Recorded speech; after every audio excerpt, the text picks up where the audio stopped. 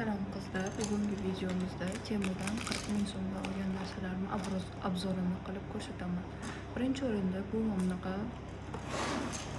verxniy formamiz. Hozir moda bo'lgan ikki tomonlama sandwich forma. Ya'ni bunaqa tepa-past forma bo'ladi. Buni razmerlari juda ham kattadan juda ham kichkina razmergacha hammasi bor. Bir xillarda tirnog'iga to'g'ri keladigan razmerlar bo'lmay qoladi. Bunda unaqa emas. Bunda eng katta tirnoq razmeridan tortib eng kichkinasigacha bor. Bemalol to'g'ri keladi. Buni boshqa anaqalardan farqli tarafi o'sha biz hozir moda bo'lgan, ya'ni ikki taraflama forma. Pastki qismi bo'ladi buni va yuqori qismi bo'ladi. Arkalar juda ham chiroyli, bemalol narxga qilsanglar bo'laveradi. Agar xohlasanglar anaqa kommentariyaga yozsanglar, men bunda qanaqa manikyor qilishimni birma-bir ko'rsataman, etap-etap.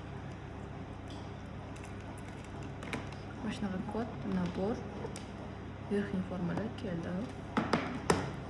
Va o'zimga chexol oldim. Chiroyli chexol, kачествоsi juda ham yaxshi ekan. O'tishlar ham juda ham yaxshi edi buni. Va keyingi o'rinda bunaqa dotsimiz, 5 tali dots nabor. Buni xina chizayotganda yoki hozir dizayn chizayotganda juda ham kerak.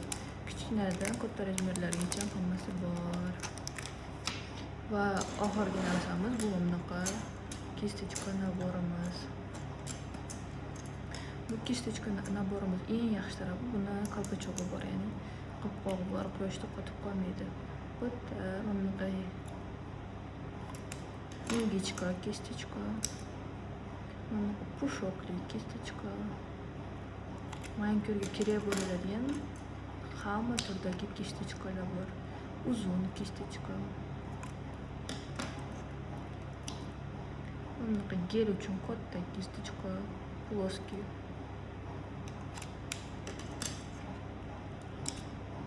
Gel uchun kichkinaroq kistechka.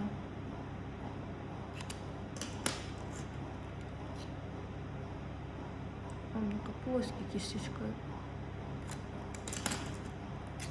Bunaqa gel uchun juda ham kichkina kistechka. Menga shunaqa kistechkalar yoqadi. Kutikula taraflarga ham bemalol gelni olib borsangiz bo'laveradi.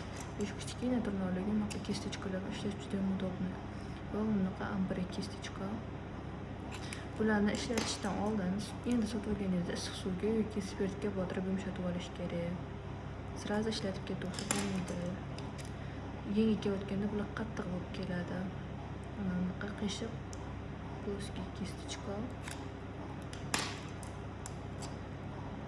Bunaqa juda ham kichkina gel uchun ploskiy kistechka. Menga shunaqa kistechkalar bilan ishlash juda ham yoqadi, chunki kichkina tirnoqlar kelsa ham bemalol ishlayverasizlar.